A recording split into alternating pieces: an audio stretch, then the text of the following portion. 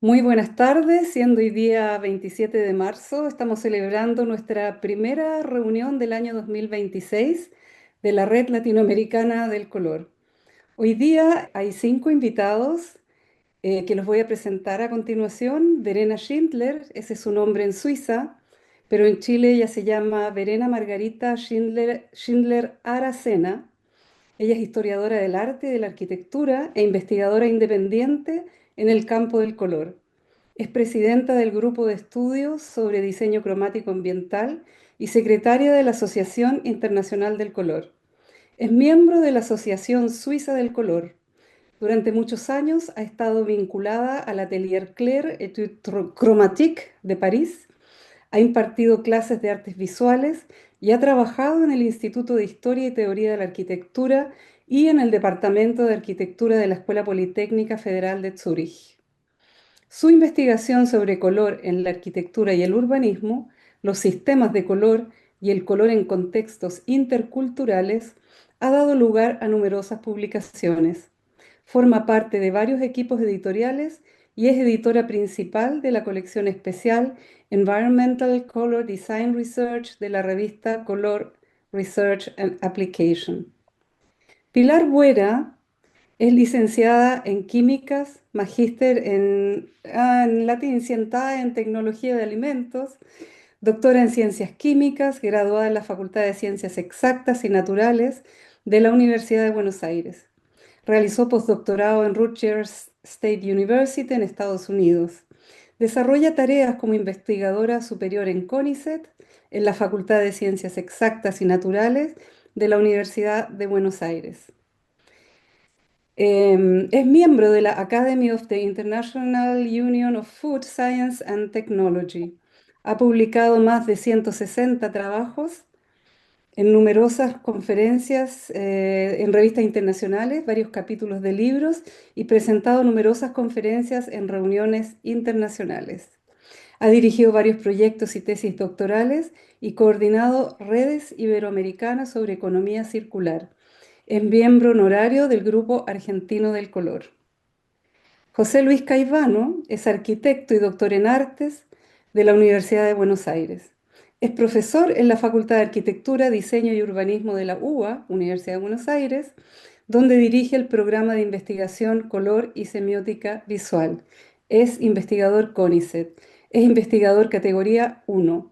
Fue investigador asociado en el Centro de Estudios Semióticos de la Universidad de Indiana, Estados Unidos. Fue presidente de la Asociación Internacional de Semiótica Visual, la Asociación Internacional del Color y del Grupo Argentino del Color. Es miembro honorario de la Asociación Portuguesa del Color, la Asociación AdCroma de Francia y la Asociación Mexicana de Investigadores del Color. Es editor asociado de las revistas Colors Research and Application y Color Culture and Science, esta última de Italia. Es miembro del comité editorial de varias revistas especializadas en color y en semiótica.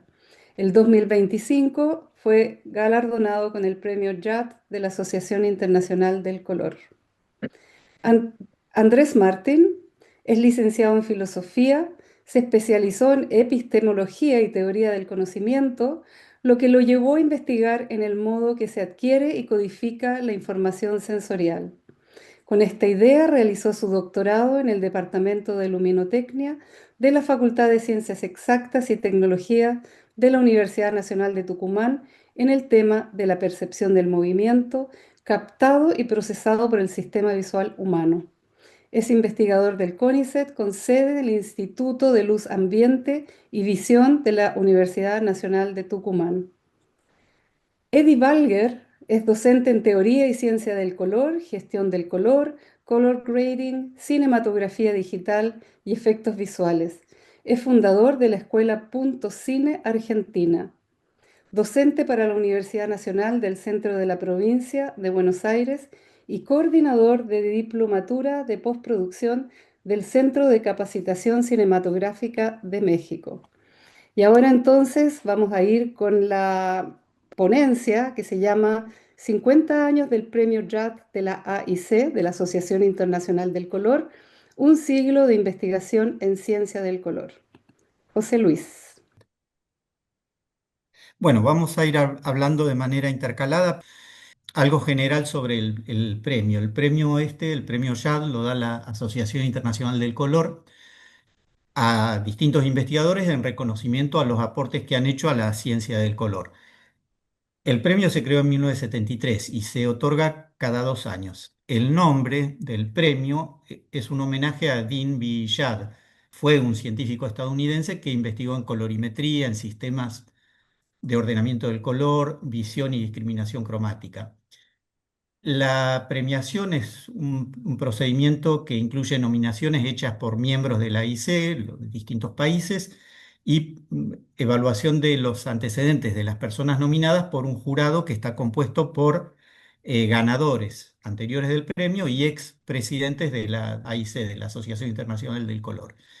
El premio consiste en una medalla de oro y además de un monto en dólares y el pasaje al Congreso de la AIC, que es donde se otorga el premio.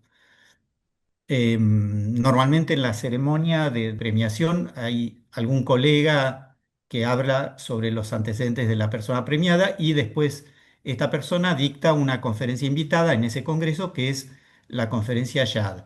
Y la medalla la entrega quien ejerce la presidencia de la AIC en ese momento. Ahí tenemos unas fotos de Dean Villard, la medalla, en ese caso era la medalla que le dieron a Lozano en 2001 y esta es la medalla que recibí yo el año pasado. Bueno, un par de palabras acerca de Dean Villard, o sea, cuál fue la importancia, por qué el nombre, el premio lleva su nombre. Yad se doctoró a los 26 años en física y desde los 27 años hasta su retiro trabajó como investigador en la Oficina de Estandarización de los Estados Unidos, el National Bureau of Standards. La primera publicación de Yad es de 1924, a sus 24 años, incluso antes de doctorarse. Trata sobre el análisis espectral de mezclas de color producidas con discos giratorios, como los discos de Maxwell, y se publicó en esta revista científica, el Journal of the Optical Society of America. Ya tiene más de 200 publicaciones. Entre ellas puedo mencionar este libro sobre colorimetría de 1950, el muy conocido libro sobre color en negocios, ciencia e industria, que es de 1952. La segunda edición de este libro fue con la colaboración de Visecki, que va a recibir el premio Shad posteriormente en 1979. Y tiene un libro con Kelly también, Color, Lenguaje Universal y Diccionario de Nombres. Ahí, por ejemplo, aparece el sistema Munsell dividido en zonas y los colores de cada zona se designan con un sustantivo, que es el nombre genérico del color y un par de adjetivos que denotan la luminosidad y la cromaticidad. Algo un poco curioso, Shad escribió la introducción a la edición inglesa de 1970 del Tratado de Color de Goethe, del Farbenlehre. Y después de su muerte, después de la muerte de Shad, Macadam, que fue otro que va a recibir el premio después, seleccionó 50 de todas las publicaciones de Shad y las incluyó en este libro, que es bastante grueso, que se llama Contribuciones a la Ciencia del Color. Tiene 750 páginas. Eso es apenas una quinta parte de lo que publicó Yad, o sea que si reuniésemos todas sus publicaciones en un libro tendría más de 4.000 páginas. Bueno, entonces, lo que vamos a hacer es una reseña de las principales contribuciones que hicieron estas personas que recibieron premio Yad desde 1975 hasta 2023, o sea, son 25 premios durante 50 años.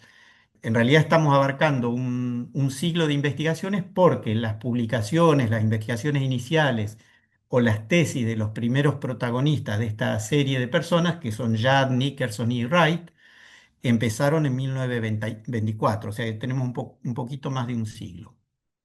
El primer premio, el de 1975, lo recibió Dorothy Nickerson, podríamos decir la dama del color en la agricultura. Dorothy era científica y tecnóloga del color, hizo aportes sobre colorimetría, color y control de calidad de productos agrícolas, psicofísica del color, diferencias y tolerancias de color, espacios de color uniformes, y especialmente trabajó con el sistema Munsell. A los 21 años entró a trabajar como secretaria y asistente de laboratorio en la empresa Munsell, en la compañía Munsell. Albert Munsell ya había muerto, pero estaba a cargo de su hijo la empresa. Dorothy trabajó ahí hasta 1926, pero toda su vida siguió ligada a la compañía Munsell y al sistema Munsell. Tanto así que fue presidente de la Fundación Munsell más adelante. A los 27 años entró en el Departamento de Agricultura de los Estados Unidos. Ahí en las fotos la vemos usando un colorímetro con discos giratorios diseñado por ella. Acá vemos un diagrama, un corte, una sección de ese colorímetro. Piensen que todavía no había estándares internacionales de colorimetría ni de condiciones de iluminación y de visualización en esta época en que Nickerson empezó a trabajar ahí. Ella trabajó en mezcla de colores con discos giratorios, como lo que vimos antes, y básicamente para hacer control de calidad de productos agrícolas. Y también hizo la conversión de todos esos datos al sistema CIE de 1931, después de 1931. Desarrolló sistemas de iluminación e investigó sobre fuentes de luz y la reproducción cromática de esas fuentes de luz. En 1940 se formó un comité técnico en la Sociedad Óptica Estadounidense, la OSA, que inició un estudio sobre el sistema Munsell y su definición colorimétrica según el espacio CIE. El informe final de ese trabajo fue publicado por Nickerson junto con Judd y con Newhall en 1943 y se conoce como las renotaciones Munsell, o sea, las nuevas notaciones Munsell. Estos gráficos de Nickerson representan el espaciado de los colores Munsell según las coordenadas CIE, en el diagrama de cromaticidad CIE. O sea, el Munsell se transformó mediante este trabajo en un sistema se transformó de un sistema puramente basado en muestras físicas, se convirtió en un estándar que está definido matemáticamente mediante experimentos psicofísicos. A mediados de los 40, Dorothy desarrolló métodos para evaluar el color de los suelos y eso culminó en la producción de la carta de colores Munsell para suelos, que aún se sigue usando. De hecho, hemos visto que Elisa Cordero en su trabajo para el sur de Chile usaba estas cartas con su grupo de investigación. Y finalmente, en 1957, finalmente por decir algunas cosas, la empresa Munsell publicó el abanico de colores Nickerson para horticultura. Bueno, vamos al siguiente premiado que fue David Wright. David Wright se lo conoce como el padre de la colorimetría. Fue un físico inglés especializado en colorimetría, en visión del color. Los aportes de Wright incluyen temas como las curvas de eficiencia luminosa espectral, la percepción del color por fuera de la fovea, los tipos de diferencia de visión cromática, etc. Pero él fue quien descubrió la tritanopia. Después les cuento. Y fue el primer presidente de la Asociación Internacional del Color. Hizo su carrera en el Imperial College de Londres, salvo en un periodo de 2 años que fue ingeniero de investigación en la Westinghouse en Estados Unidos.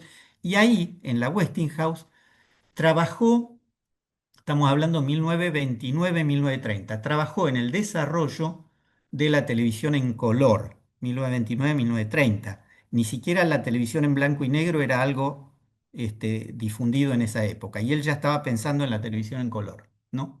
Se adelantó como 50 años.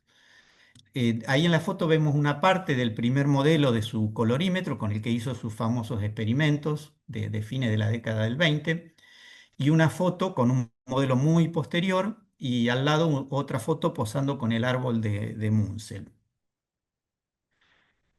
Wright participó en la reunión de la CIE donde se adoptó el sistema de coordenadas de color X y Z.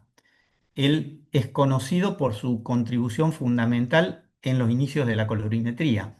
A los 23 años, esto es prácticamente lo más importante que lo hizo a los 23 años, a fin de la década del 20, midió la correspondencia entre los colores del espectro mediante la suma de luces roja, verde y azul para 10 observadores usando un colorímetro con ese esquema que vemos ahí arriba.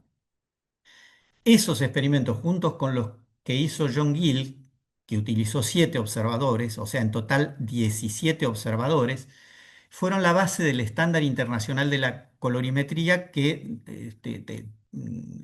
del cual surgen las curvas de sensibilidad espectral para los observadores con visión de 2 grados, o sea, visión foveal. Bueno, la calidad del trabajo de Wright y de Gill es impresionante, o sea, no se puede creer.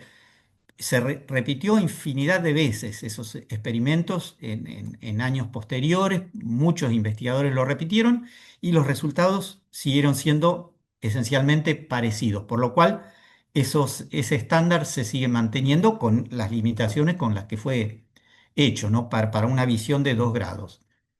Bueno, y ahí están las curvas, las curvas originales de Wright y la curva después normalizada con base cero.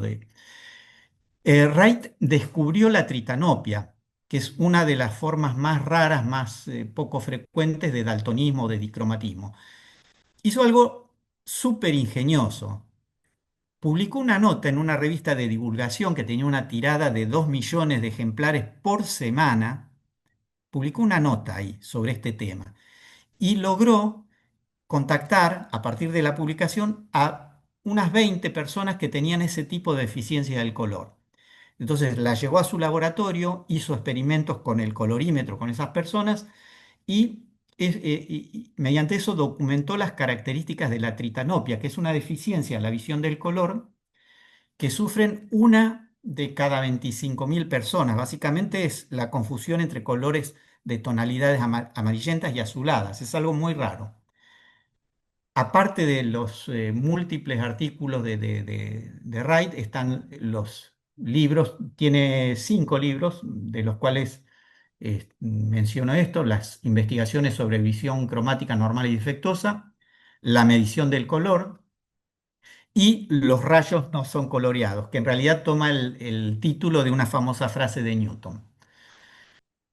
Para terminar, con Wright, en la revista Color Research and Application, publicó durante años una serie de artículos, de notas que se titulaba Hablando acerca del color, y también publicó cuestiones sobre colorimetría en artes plásticas. Le gustaba mucho el arte y la pintura. Y entonces desarrolló un espectrofotómetro para medir color de pigmentos en cuadros, en pinturas. Y esto permitía tener datos para la conservación y la restauración de esas obras. Bueno, pasamos al premio del 79 de Visecki. Y ahí le toca a Andrés. ¿Cómo les va? Una breve datos anecdóticos, digamos. Viseski, así es más o menos se pronuncia, ¿no? Son esos apellidos difíciles. Recibe el premio a los 53 años y lo que me parece interesante es que coincide con la incorporación a la Asociación Internacional del Color de Argentina, justo en el año en el que Viseski estaba recibiendo el premio, en 1979. Y Vyseski pertenece como Wright y otros que no están en estos premios, como Stiles y Gill, etcétera, a la generación que consolida la cuantificación del color desde la perspectiva física, por decir de alguna manera, objetiva, como se decía en ese momento, y trabaja juntando toda la información que finalmente publica en un libro de 1957,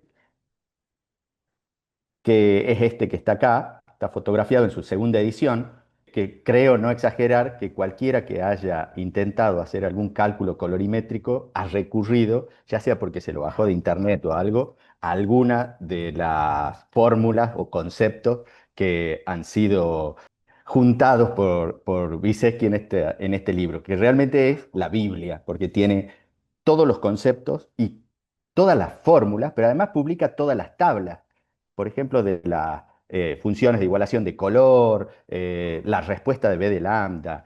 todo eso que había sido tabulado por la CIE y que fue la manera en la que se consolidó la estandarización, era muy difícil de encontrar. Yo no soy nada joven, pero, pero en mis inicios no había internet y entonces uno tenía que recurrir a textos para buscar toda esa información. Y este libro tenía todo. Entonces uno iba y quería conocer las funciones de igualación de color y la encontraba en este libro. Y quería conocer la B de lambda y la encontraba en este libro. Y la B de lambda modificada por Jude y la encontraba en este libro. Y así estaban todos los datos que vinculaban la fotometría, la colorimetría y la fórmula en este libro. En su trabajo no solamente fue un gran recopilador, sino que también hizo aportes muy significativos a la teoría y sobre todo al establecimiento de distintos espacios de color. Entre ellos el CIELAB, que buscaban ahí la homogeneización de los espacios de color, y el CIELU, que son los dos espacios que intentó la CIE en sus inicios para homogeneizar lo que fue el espacio de color, el X y Z, ese del que habló José Luis hace un momento, que había definido Gill y Wright en sus orígenes. Finalmente, otro dato, si se quiere, de color, contenido en este libro que tiene todos los conceptos, otro desarrollo que me parece muy original de Vyseski, que fue el concepto de el negro metamérico, que es la idea de que uno puede sumar un negro en el sentido de un color sin color, acromático, pero también que no contribuye a modificar las respuestas de los fotorreceptores, que de algún modo es la idea del metamerismo, dos colores que se perciben igual aunque tengan características espectrales diferentes, se llaman metámeros. Y lo que concibe Vyseski es la idea de un negro metamérico que implica sumarle algo que no modifica las respuestas de los fotorreceptores, aunque cambia el contenido espectral de esa iluminación. Bueno, es una idea que después retomaron otros investigadores y se fueron desarrollando y que me parece una contribución excepcional y una idea genial que tuvo Vyseski. Con eso termino esta breve reseña de Vyseski. Bueno, perfecto. Vamos al siguiente, que es 1981. Siempre son años impares. Richter, Manfred Richter, es el primer alemán que recibe el premio. Bueno, Vysecky era alemán, pero trabajó en Estados Unidos y en Canadá. El premio se lo dieron a Richter por los aportes que hizo a la ciencia, a la tecnología del color, también por su labor docente y por su trabajo en estandarización y en desarrollo de la colorimetría, pero fundamentalmente por haber creado el sistema de color DIN, que es la norma alemana para el color. Recibió el premio en el Congreso AIC de Berlín en 1981. Siempre acá abajo van a ver el lugar donde cada uno recibió el premio y el año, ¿no? Como bien dijo recién Andrés, el Grupo Argentino de Color ya aparece en las actas de este Congreso como creado y participando, ¿no? Y seguramente, y Lozano estoy seguro que estuvo en ese Congreso. Richter estudió física en la Universidad Técnica de Dresde. Su tesis, fíjense lo raro, fue sobre la teoría del color de Goethe. Él empezó su carrera después de doctorarse en el Instituto Alemán de Textiles, trabajó en el laboratorio de iluminación de Osram en Berlín y a sus 33 años ingresa en el Instituto Federal de Investigación en Materiales, el BAM, ¿no? de Berlín, y ahí funda el laboratorio de colorimetría. En 1941 funda el Comité Alemán del Color y en 1974 fue el primer presidente de la Asociación Alemana de Ciencia del Color. El sistema DIN. Como todos los sistemas de color modernos, el DIN tiene tres dimensiones o variables y por eso es un espacio tridimensional. Las variables son el tinte o tono, que varía alrededor del círculo cromático, ahí en el casquete de ese cono. La saturación, que varía desde el centro o eje acromático, se va abriendo como si fuera un abanico hacia afuera, y la oscuridad, que varía desde la máxima claridad arriba del blanco hasta el punto, el vértice de abajo, que es donde se ubica el negro. en ese espacio cónico. Lo curioso, lo distinto de otros sistemas es que el color negro está en el punto donde se encuentra la mínima y la máxima saturación. Ahí lo ven en el diagrama ese en forma de abanico con los colores. Ahí se unen todas las saturaciones, o sea que el concepto de saturación no es algo absoluto, sino que se entiende como algo relativo a los niveles de luminosidad y a la máxima cromaticidad que puede alcanzar cada color para ese nivel de luminosidad. No en términos absolutos, sino en referencia a ese nivel de luminosidad. Y obviamente el negro alcanza la máxima saturación con la mínima luminosidad, o sea, todo coincide ahí. Acá vemos el círculo cromático, que es prácticamente idéntico al círculo cromático de Oswald, ¿m? Un químico alemán que fue premio Nobel de Química en 1908. Este círculo está dividido en 24 tonos. Y acá vemos uno de los triángulos monocromáticos que se derivan de ese círculo, ¿no? La notación de cada color, como ven, son tres numeritos. El primer número significa el tono, el segundo la saturación, el tercero la Dunkelstufe o la oscuridad. Entonces, por ejemplo, para esta muestrita de color, la notación es 17, es el tono 17, la saturación 5, acá tenemos saturación 5, y la oscuridad 2. Bueno, en el Atlas las muestras se pueden sacar, se pueden extraer para utilizarlas por separado y van encastradas de vuelta con una lengüeta en unas ranuras que tiene cada página, ¿no? Y cada muestra, para que no se pierda de su lugar, tiene en el reverso escrita la anotación con los tres números.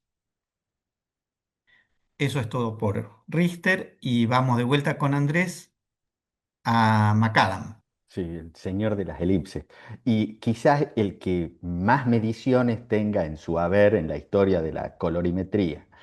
No sé, que en la presentación que hace de los premios AIC dice como que llevaba 150.000 mediciones, que son las que tomó para armar un primer juego de elipses, pero dice, son solo 150.000 de 43 millones, no sé cuánta, que se había puesto a hacer los cálculos de cuánto necesitaba medir para tener mapeado todo el espacio de la CIE con sus elipses.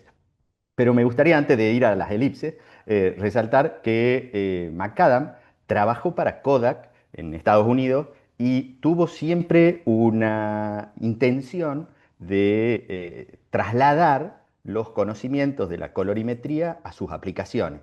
Y en ese sentido, la idea de las elipses es una idea práctica de qué manera podemos computar colores para saber si los dispositivos me reproducen mejor o peor esos colores. Esa era la idea que lo lleva a armar todas estas elipses, para poder caracterizar, como decía José Luis, con el tema de la televisión al color, cómo podíamos saber qué tipo de fósforos utilizar para armar los colores.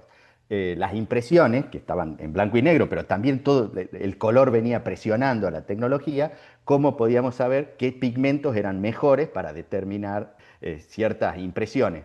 La CIE había dado todo el andamiaje teórico. Nosotros podemos armar dentro del diagrama de la CIE un triángulo y podemos conocer cuál es el gamut completo que puede reproducir un determinado dispositivo que usa tales o cuales primarios. Pero el asunto era qué tan bien y qué grado de detalle podían generarse con esos dispositivos. Y para eso viene McAdam, o mejor dicho, para eso McAdam desarrolla el concepto de sus elipses.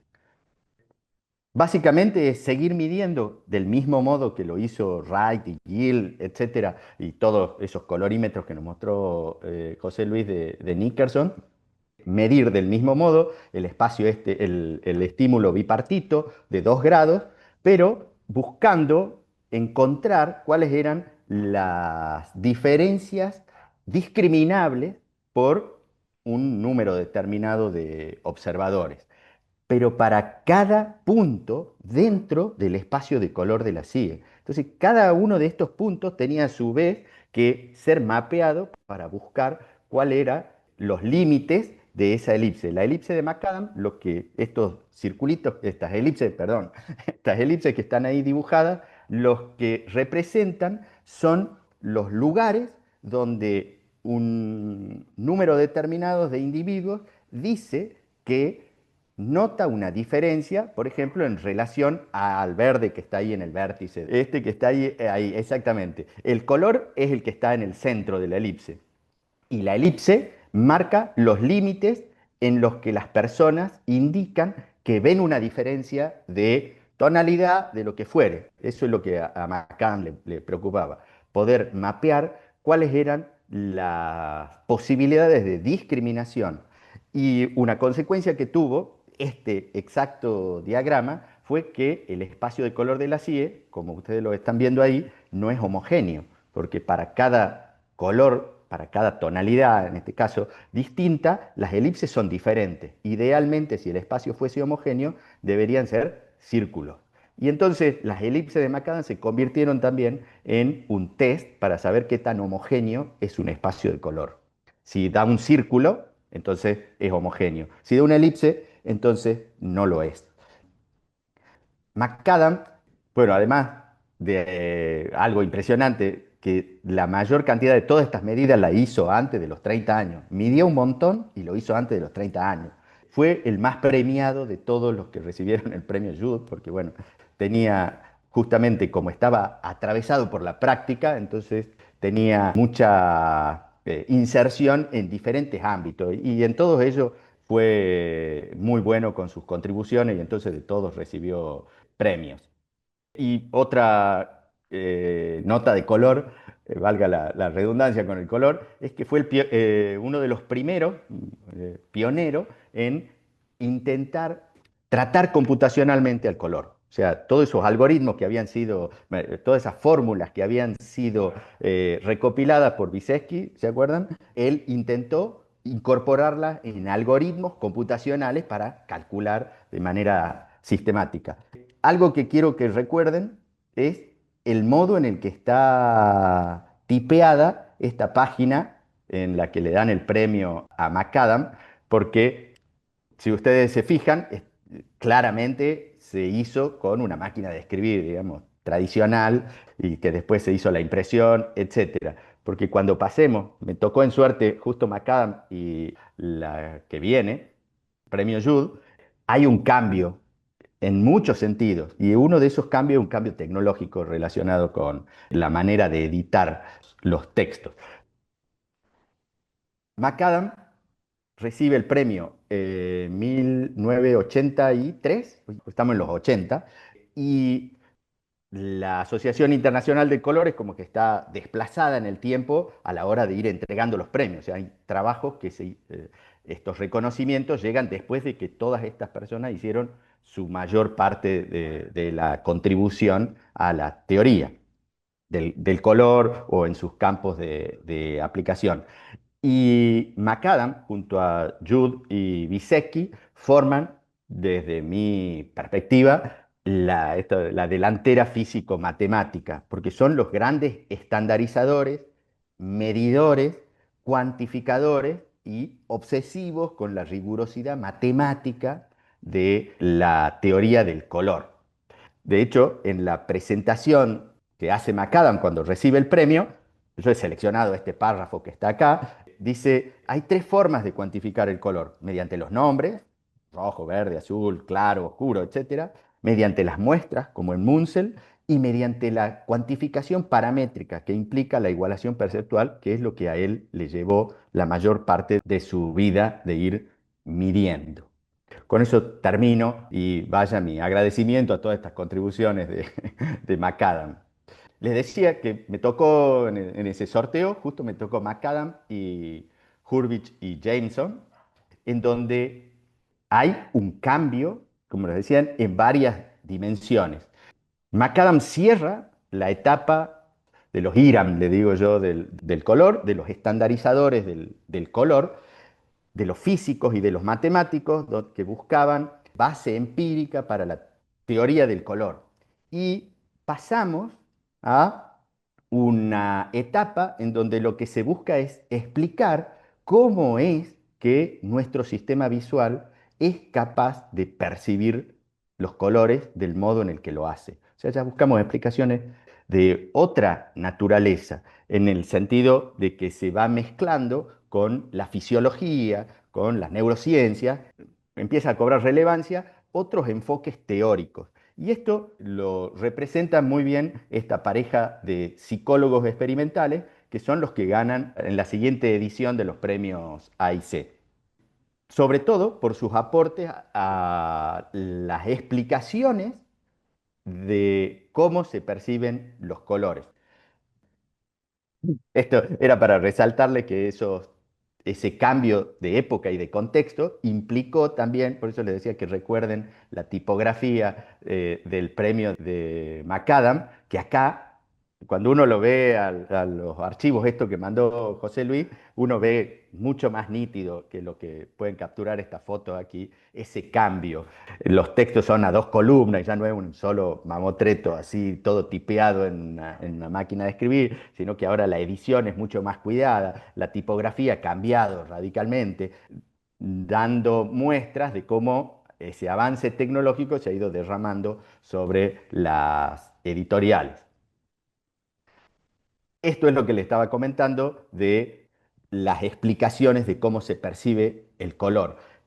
Hurwitz y Jameson, para algunos generaron una gran confusión, para otros son los que permitieron consolidar la idea de los canales oponentes, que el color no solamente tiene una base tricromática y que eso sería en principio el origen de cómo codifica el cerebro el color, sino que después aparece otra instancia en la cual la información codificada por los fotorreceptores es sumada, restada o procesada de alguna manera, y ese procesamiento es lo que ustedes tienen de alguna manera conceptualizado en estas curvas, que son las famosas curvas, la que está a la derecha, de las funciones de respuesta cromática del ojo humano calculadas por Hurwitz y Jameson luego de hacer una serie de experimentos. Y la que ustedes tienen a la izquierda es las curvas que infiere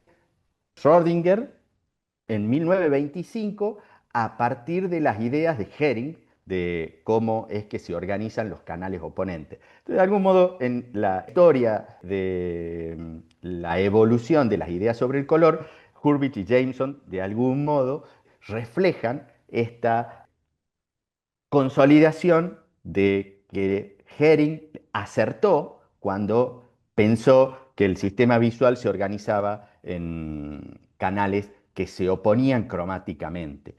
Y he puesto acá en la referencia que no casualmente en el contexto, Hubel y Wiesel reciben el Premio Nobel de Medicina en Fisiología por sus descubrimientos que muestran cómo es que el sistema visual procesa la información. Entonces, todo eso genera un movimiento en la ciencia, digamos, que dice, hay que ir por acá, o sea, tenemos que buscar explicaciones de esta naturaleza. Esos trabajos son de los años 50, que justamente son los años, fíjense la curva esta de Jameson and Hurwitz, es de 1955. Es los años donde se estaban produciendo, muchos científicos estaban buscando ese tipo de explicaciones. Entre los monstruos, aparte de estos premios Nobel, fíjense, Schrödinger es el famoso del gato de Schrödinger. Eso. Bueno, seguimos. Que tuvo una historia muy interesante en el desarrollo de la teoría del color. Los experimentos que hicieron Hurwitz y Jameson utilizaron una técnica de cancelación del tono. Eran los mismos experimentos, esto que hacía McAdam, pero ahora se superponían las imágenes y se buscaba que los observadores viesen un tono acromático. Pero para conseguir esa acromacía, lo que se hacía era se colocaban dos tonalidades que se oponen. Entonces, siguiendo las ideas de Newton. Entonces lo que hacen es trasladar, recodificar el sistema X y Z en este sistema de dos curvas de canales que se oponen. Y eso fue, digamos, el gran sacudón que generaron Hurwitz y Jameson, porque en principio plasmaron empíricamente las ideas teóricas que puso Hering allá lejos y hace tiempo. Y esto desencadenó, lo que he puesto acá, una guerra de modelos, porque como justamente lo que se quería era conocer cuál era el modo en el que el sistema visual humano codificaba la información de color, empezaron a aparecer diferentes modelos, porque como esto al fin de cuentas no es tan así, pero es un juego numérico, pero está bien restringido a ciertas asunciones y axiomas, digamos, pero en última instancia no deja de ser un juego numérico, entonces empezaron a aparecer muchos modelos. Y eso es lo que se va a ir desarrollando después de la irrupción de estos aportes de Hurwitz y James. Bueno, ahora es la primera intervención de Eddie Balger con Bob Hunt. Bueno, me toca hablar de Robert Hunt, uno de mis autores favoritos. Bob Hunt presidió durante distintos periodos la AIC, el Grupo Británico del Color, y diversos comités de investigación de la CIE. Trabajó durante décadas en el desarrollo de los laboratorios Kodak, además, en un terreno eminentemente práctico, evaluando las limitaciones de la fotoquímica con criterios perceptuales para poder compensarlas. Así que no era solamente un teórico, sino que era una persona que aplicaba este conocimiento de lo perceptual en desarrollos tecnológicos. Su mayor aporte fue ampliar el campo de observación del color para incluir todo su contexto visual, problematizando cómo medir el color ya no solo desde la igualación, sino también desde su apariencia, ¿no? Esto que se venía hablando de los experimentos de igualación no son suficientes para describir muchos fenómenos del color, ¿no? La condición de visualización incluye tanto la adaptación del observador a una iluminación de referencia como la influencia del entorno en el que se observa la reproducción de una imagen. Otro aporte fundamental fue su concepto de preferencia en la reproducción del color, según el cual lo que se busca igualar no es únicamente lo mensurable, sino también la expectativa del observador. Esto apela a su memoria visual para ponderar la aceptación de una imagen más por su credibilidad que por su fidelidad física, un aspecto clave en el arte cinematográfico y fotográfico, ¿no? El Preferred Color Reproduction famoso. ¿Cuál es la preferencia en la reproducción del color? Eso es lo que Kodak siempre estudió y por algo hace que nuestras memorias, ¿no?, de nuestras vacaciones sean siempre paisajes con mucho más verde y más azul y pieles más doradas que lo que colorimétricamente en realidad son. Su libro de Reproduction of Color sigue siendo una puerta de acceso para muchos interesados en la ingeniería y la ciencia de color, como a mí. Me encanta ese libro, pero es un libro que para iniciarte te exige mucho, ¿no? Así que el modelo CAM, ¿no?, del Color Appearance Model de Hunt, persigue una ambición descriptiva de todo el fenómeno perceptual y por ello es altamente sofisticado en su formulación matemática. ¿Qué es esta locura, no?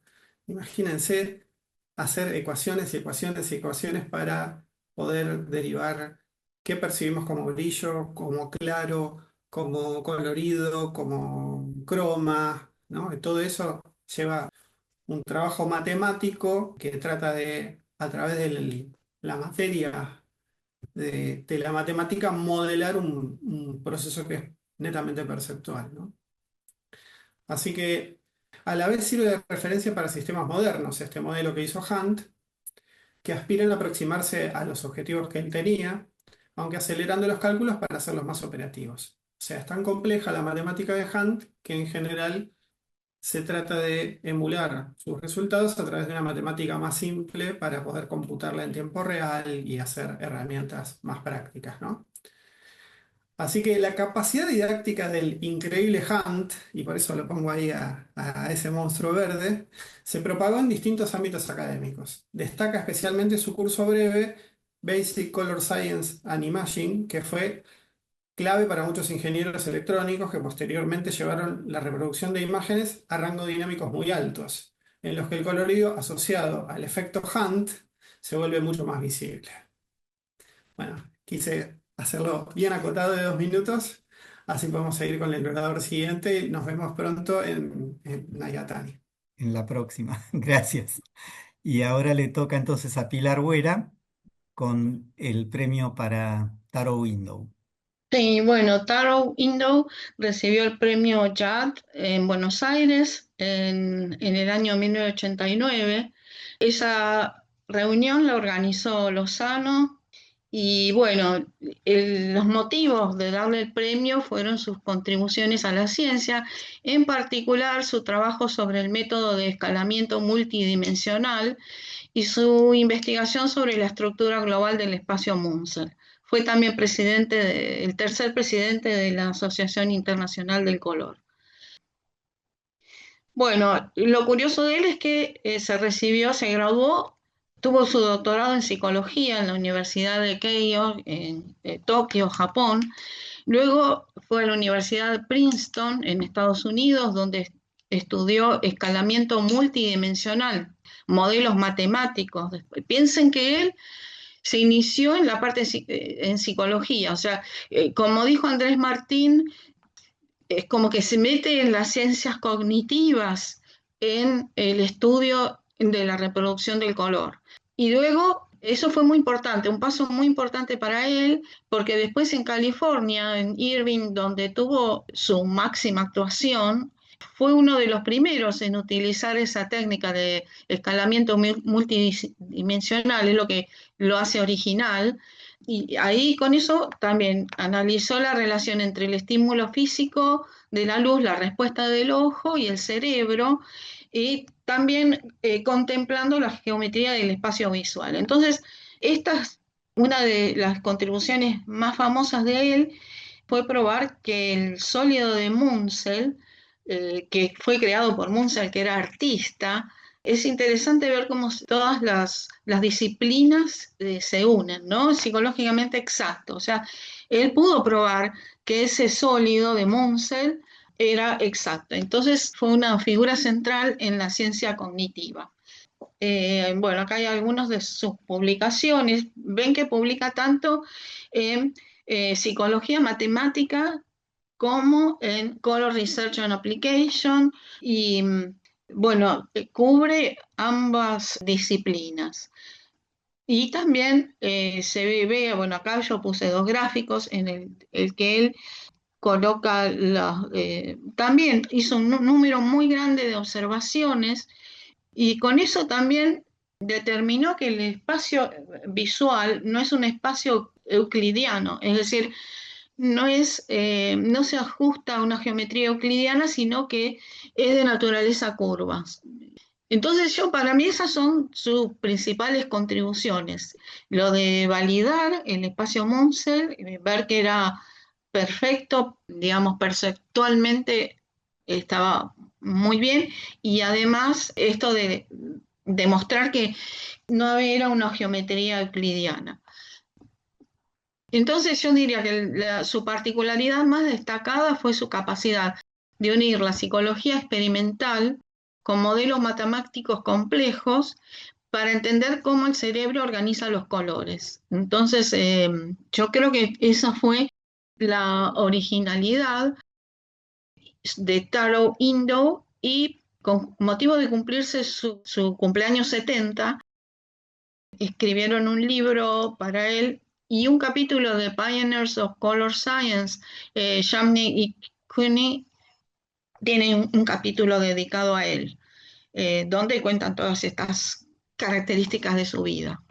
Bueno, gracias. Eso es todo lo de Indo. Volvemos con Andrés y vos y Valraven. Sí, y volvemos a la guerra de los modelos y a uno de sus principales baluartes. Ya como ha dicho Pilar y como venimos viendo, se va mezclando la historia desde aquella cosa simple, por decir, no sé cuándo ha sido simple, nunca es simple, pero de aquella estandarización del color, de las funciones X y Z, hemos ido avanzando y se nos ha ido incorporando un corpus cada vez más grande de intereses, en donde está esta cuestión de cómo es que el cerebro codifica y procesa la información para generar esas sensaciones de color.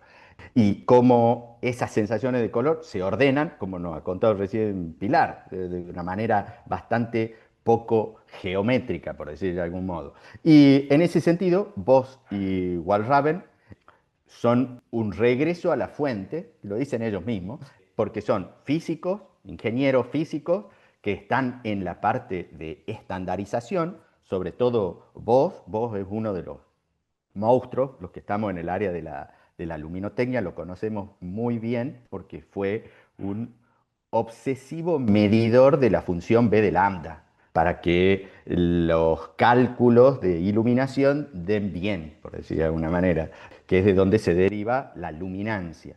Y Voss tiene, junto a Burch y Stiles, un montón de mediciones hechas sobre esa función particular. Pero en el caso de esta dupla, fueron muy prolíficos publicando juntos trabajos sobre la modelización, cómo es que el sistema visual codifica y organiza la información del color. Ellos parten de las mediciones de Barch y Stiles, que son como el canon de mediciones, así como nos dijo José Luis que Wright había medido y después se fueron midiendo y midiendo y midiendo y siempre daban más o menos lo mismo. Bueno, Barch y Stiles tienen otro conjunto de datos medidos sobre la sensibilidad del ojo humano a través de una técnica que es la fotometría heterocromática de Flickr, que es con la que se mide B de lambda, y es el conjunto de datos canónicos que utiliza Voss y Walraven para buscar el modo en el que es codificada la información de la luminancia para separarla de la información del color. Y ellos mismos en su presentación dice, esto nos lleva de vuelta a Helmholtz, que es uno también de los grandes teóricos que modelaron la forma que tenemos de concebir cómo es que se percibe el color. Lo que hicieron, como les decía, Voss y Walraven, fue agarrar la función B de lambda. Esa función B de lambda es muy interesante porque es la que marca el nexo entre la fotometría y la colorimetría. Cuando la gente de la CIE hace las funciones X y Z, las primeras, las de Gill y Wright, se dan cuenta que la codificación de ese modo del canal verde era muy parecido a la respuesta a la luminancia del ojo humano.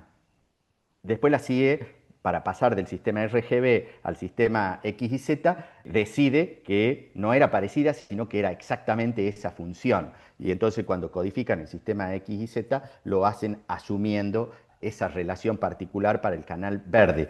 Lo que hace Voss y Walraven es ir un paso más allá y a ese sistema tricromático RGB, por eso es su regreso a Helmholtz, lo descomponen y dicen, bueno, si esto es obtenido a partir de la combinación de las señales de tres fotorreceptores, ¿cómo es que debe combinarse esa señal para que nos den estas curvas?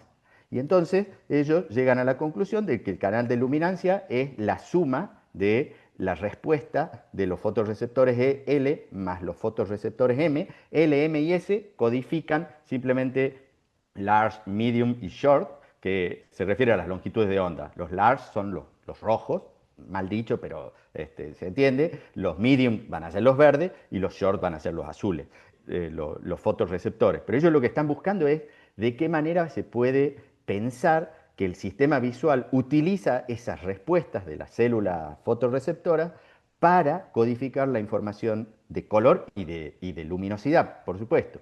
Entonces parten de todos estos estudios de Voss, de B de lambda, y obtienen un modelo en donde todas las curvas son sumas ponderadas de respuestas teóricas de esos fotorreceptores. Y eso es lo que lo lleva a la fama, por decirlo de alguna manera, porque nadie lo había resuelto de ese modo. Y así como hay en la historia de la colorimetría la relación RGB o la relación X y Z entre cada uno de esos primarios, Voss y Walraven llegan a esta relación LMS de cada uno de los pesos de las respuestas de los fotorreceptores, que es esa que tienen aquí, que después la discute Smith y Pokorny. Bueno, es bien interesante toda la discusión en torno a estos números. Bose y Walraven, como les decía, tienen una vastísima producción. Todos los que tienen los premios de A y C tienen mucha producción. Han escrito un montón. No es esta la excepción. Ellos trabajaron muy bien en conjunto. Según yo entiendo, Bose era más experimental, aunque por supuesto manejaba la matemática, y Walraven era más el que tenía los instrumentos teóricos y que se dedicaba más a la formalización, hasta donde yo puedo intuir, pero eso es una opinión absolutamente personal. Ahora es back to Eddie Balger. Bueno, ahora estamos con uno de los más difíciles de pronunciar correctamente, que es Yoshinobu Nayatani. Autor, está muy relacionado con Hunt también, ¿no? Porque estudia también modelos de apariencia de color. Bien, ahí lo tienen en conjunto con Hunt, recibiendo el premio y vamos a empezar a hablar de él. El ascenso de la tecnología japonesa se centró en los dispositivos electrónicos de reproducción cromática más que en los fotoquímicos, ¿no? Se dedicaron, aunque sí se dedicaron al desarrollo fotoquímico, el gran fuerte y la innovación fue a través de los aparatos electrónicos. Así que en el ámbito académico destacó el trabajo de un investigador de la Universidad de Osaka, que fiel a la lógica incremental del Kaizen, propuso mejoras graduales a las teorías preexistentes sobre la apariencia color, ¿no? Esta filosofía es no rechazar nunca lo anterior, sino agregar mejoras, ¿no? Esa es la idea, ¿no? La mejora continua. Así que el modelo de apariencia de color de Nayatani y otros, obviamente no trabajó solo en ese desarrollo, se formula bajo condiciones con un número menor de variables que el de Hunt, para poder ver, por ejemplo, los resultados, ¿no? No están las fórmulas, pero estos serían los pasos a seguir, ¿no? Para el modelo de Nayatani, ¿no? Así que él utiliza condiciones con un número de variables menor que la de Hunt, suponiendo situaciones de observación relativamente controladas para centrarse en la influencia de la luminancia y del contraste sobre la percepción cromática. Eso es lo que estudia más que nada. Su objetivo es predecir cambios en la percepción del color a partir de variables fundamentales como la intensidad de luminancia absoluta y la relación de contraste. A mayor luminancia, mayor colorido, tal como describe el efecto Hunt, ¿no? Ahí pueden ver unas barritas que se supone que tienen la misma cromaticidad, pero al ser más oscuras se perciben de menor colorido, ¿no? Bueno, su modelo es una matemática diferente. Asimismo, incluso si la relación entre el valor mínimo y máximo de luminancia de una imagen, o sea, la relación de contraste, ¿no? Entre lo máximo y lo mínimo mensurable de una imagen, se mantiene constante, un aumento de la luminancia absoluta de ambos valores produce una mayor sensación perceptual de contraste, además, ¿no? Es el fenómeno conocido como efecto Stevens. Entonces vos mantenés la relación de contraste constante, dividís, no sé, 1000 candelas por 10 y tenés una relación de contraste de lo blanco con lo negro. Si vos mantenés esa relación, pero tenés 2000 candelas dividido 20, perceptualmente el contraste es mayor. Y ese es el efecto Stevens. Nayatani emplea un modelo basado en la teoría de los mecanismos oponentes, ¿no? Algo que ya estuvimos hablando por ahí de Herring, transformando datos colorimétricos clásicos como CIE, X, Y, Z para emular la constancia de color que permite la adaptación cromática. Para ello utiliza funciones no lineales que permiten predecir la percepción de tonos sobre muestras no selectivas, o sea, acromáticas, complementarias al tono de la iluminación, fenómeno conocido como efecto Gelson-Schultz.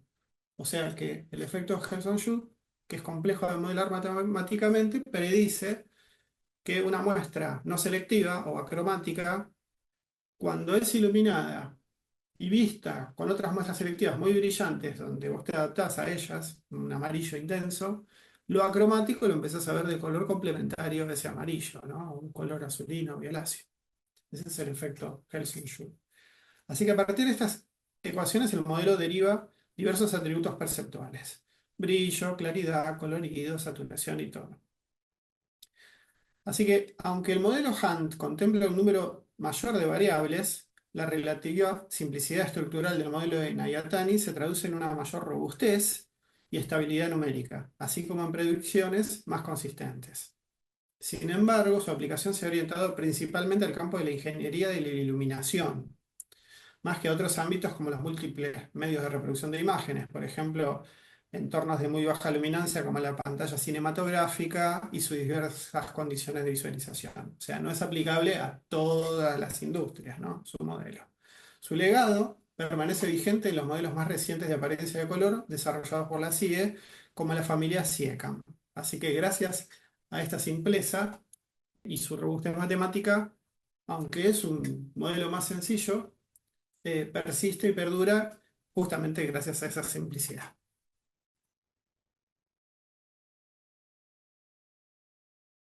El que sigue le dio el premio JAD 1995 de Heinz Starstick y se lo otorgaron por sus aportes a la colorimetría, principalmente, bueno, yo digo, aportes a la colorimetría hicieron todos, pero en este caso yo resaltaría la formulación de normas, técnicas e informes. Él estaba ligado, muy ligado a la industria y a la generación de esas normas, y tanto en Alemania como en organizaciones internacionales como la CIE y la Organización Internacional de Normalización.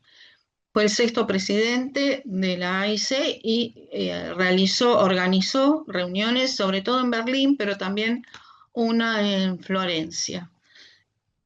Bueno, él, en realidad, su carrera de grado fue Ingeniería Eléctrica en la Universidad Técnica de Berlín, y ahí se graduó en 1962 y realizó la tesis con Manfred Richter en la división de colorimetría del instituto que lo nombraron acá varias veces, el BAM, y la defendió en el año 1966.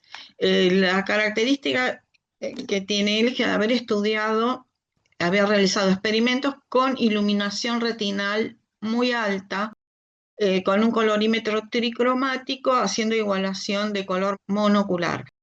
Y cuando se ilumina con esa iluminación retinal muy alta, cambia, pierde validez la ley de persistencia y bueno, y hay una adaptación, un fenómeno de adaptación cromática. Ese es un ejemplar de la tesis que ofreció un ejemplar a Lozano, que era amigo de él, y él la donó al Grupo Argentino de Color. Bueno, acá también están. Una cosa importante, y es que fue primero coeditor con Manfred Richter y luego editor de Die Farbe, de la prestigiosa revista alemana. Y bueno, y acá figuran como participantes muchos de los premiados con el premio CIE, de la AIC. Entonces él tuvo un rol importante en la interpretación y enseñanza de los espacios Xi, X y Z, Ciel-A y Ciel-U, los diagramas cromáticos, la fórmula de diferencia de color, pero él, bueno, como dije antes, fue clave en la normalización metrológica. Estaba como muy entusiasmado con la normalización, con la estandarización de las mediciones de color. Y también ha capacitado muchos profesionales de la industria, y esto ayudó a que todos esos trabajos fueran comprendidos y aplicados. O sea, eso hizo la difusión hacia profesionales de la industria, favoreció justamente que fueran aplicados luego a tecnología de televisión, displays, iluminación. Acá está en la foto esta, en la reunión famosa de la IC de Buenos Aires, en el año 89. Bueno, y ahí está con Lozano en esa foto con Lozano, que era amigo de él, muy amigo.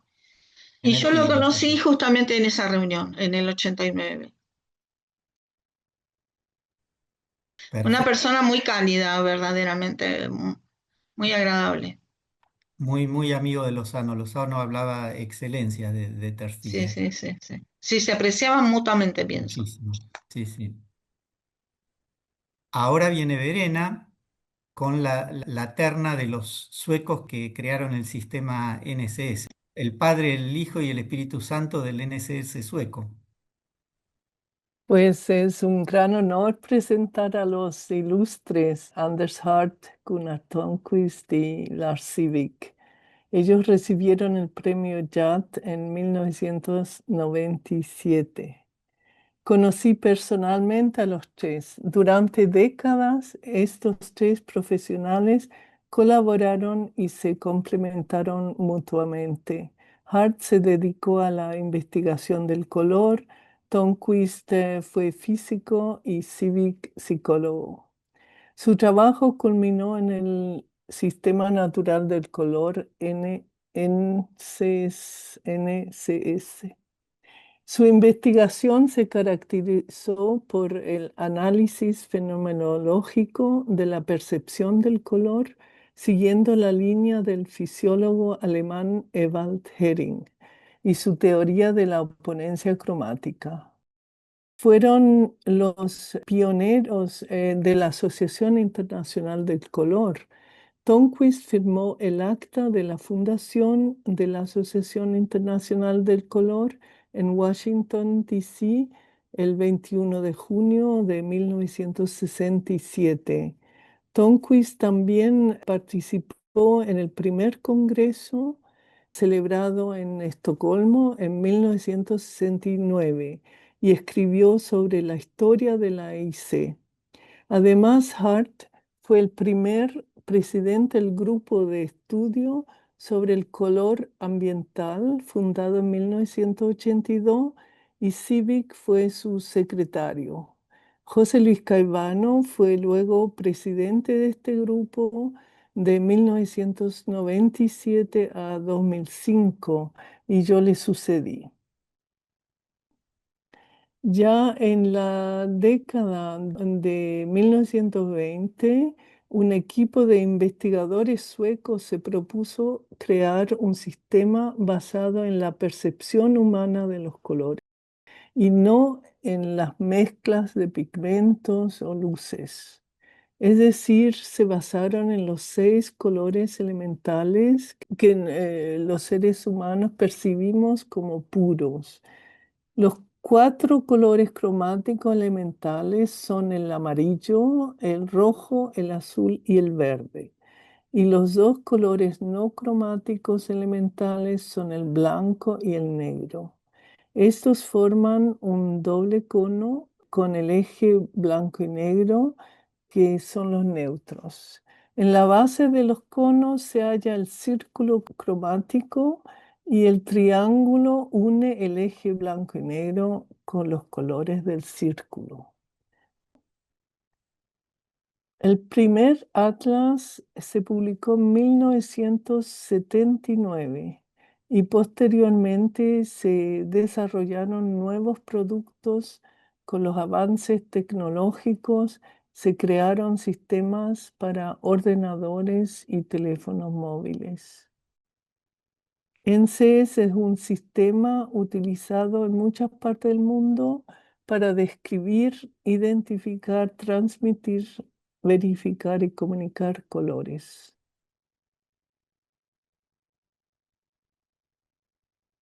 Bueno, le toca de vuelta a Pilar. Y me toca presentar a Fred Billmeyer, que tuvo el premio JAD en 1999 y tuvo una trayectoria muy importante, sobre todo se aprecia su dedicación a la enseñanza del color.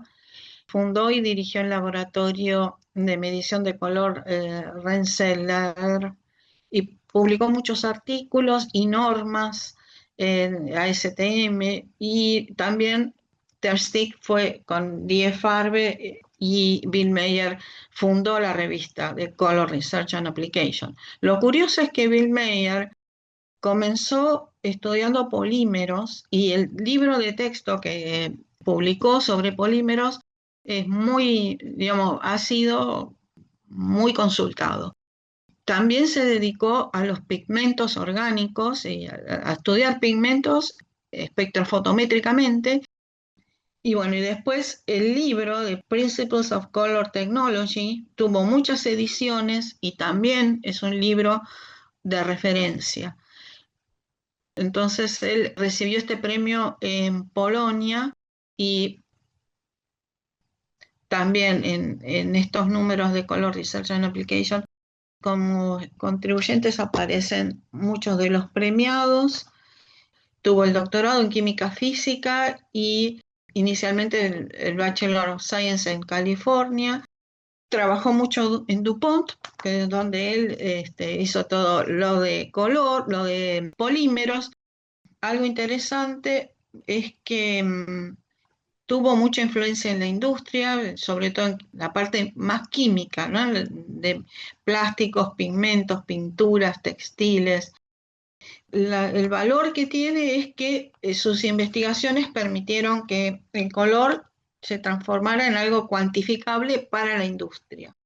Digamos, si bien había, como estábamos viendo hasta ahora, todos desarrollos teóricos, para estas industrias de los pigmentos fue muy útil sus aportes, digamos, para facilitar que se convirtiera el color en una variable para caracterizar la calidad de productos y procesos industriales.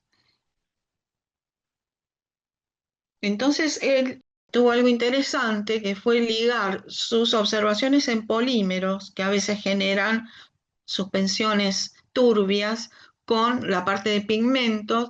Entonces fue un difusor de la teoría de Kubelka-Monk para medios turbios, donde intervienen pigmentos y algún agente que genera turbidez. Y eso es muy importante en, digamos, lo que genera turbidez es lo que le da el poder cubritivo, por ejemplo, a las pinturas. Entonces, esta teoría de Kubel-Cammon separa la parte, digamos, de dispersión, que es uno de los coeficientes, y el otro coeficiente es el de absorción, que tiene que ver con el pigmento en sí. Entonces, él difundió esta teoría que no es algo tan común y es muy aplicada en pinturas y para predecir también el color de mezclas. Entonces fue como una especie de traductor de la colorimetría teórica a herramientas prácticas para químicos e ingenieros. Y gracias a sus aportes, como dije antes, el color pasó de ser una propiedad evaluada subjetivamente a una variable cuantificable y controlable, sobre todo en la industria. Gracias. Bueno, llegamos al primer argentino que recibió el premio y al siglo XXI. Lozano recibió el premio, no solo fue el primer premio YAD para una persona de América Latina, sino que fue el primer hablante, no de español, de una lengua latina. O sea, antes que él no hubo ningún premiado que hablara ni francés, ni italiano, ni portugués, solo inglés, alemán, japonés y sueco. Entonces, en muchos sentidos inauguró muchas cosas, hasta inauguró el milenio, Daniel. El premio fue principalmente por sus aportes a la colorimetría, como bien dijo Pilar, todo el mundo hizo colorimetría, por lo menos en toda esta etapa de los premios YAD, y se dedicó mucho también a la apariencia del color en una variedad de aplicaciones industriales. Hizo muchos esfuerzos por difundir el conocimiento de las problemáticas del color en América Latina, por supuesto, y eso fue parte de los méritos que le reconocieron.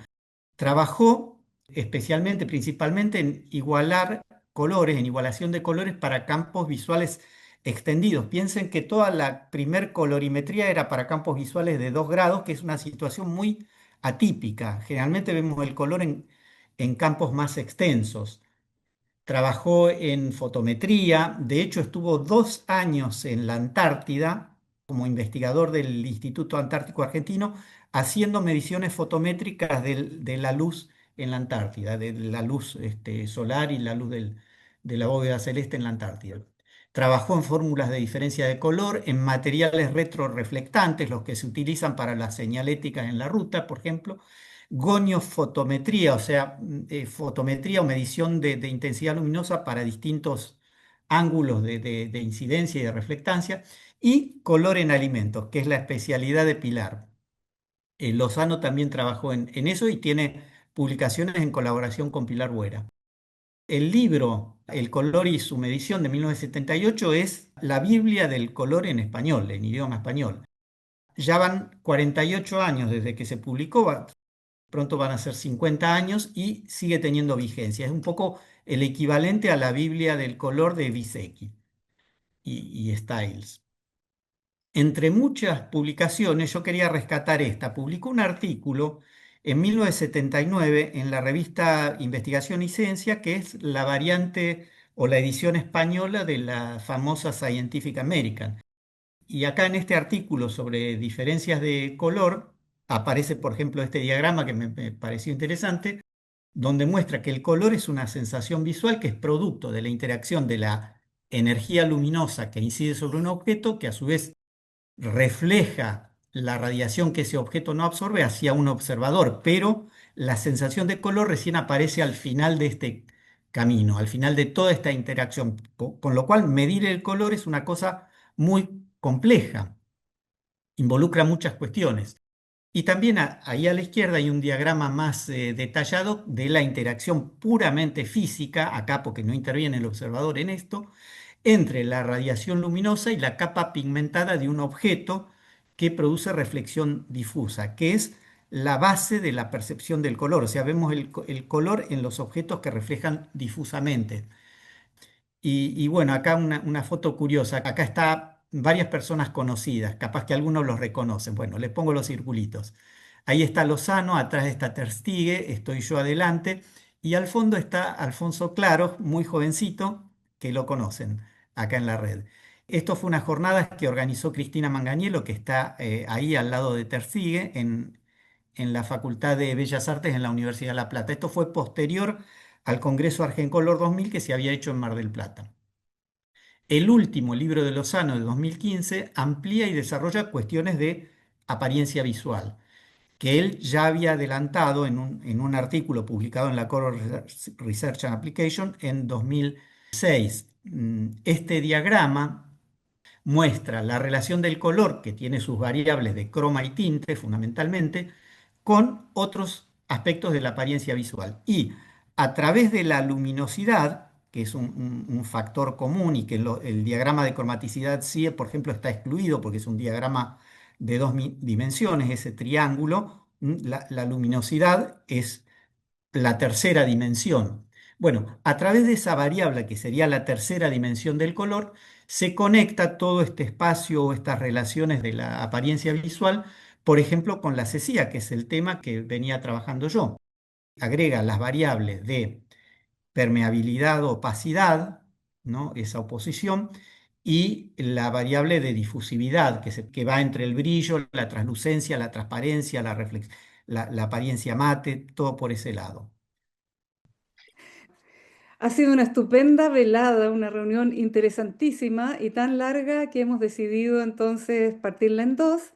Y el 24 de abril, me parece, sí, el viernes 24 de abril, haríamos la segunda parte a partir de Roberto Daniel Lozano, a solicitud expresa de doña Ana Resende. ¿Ok?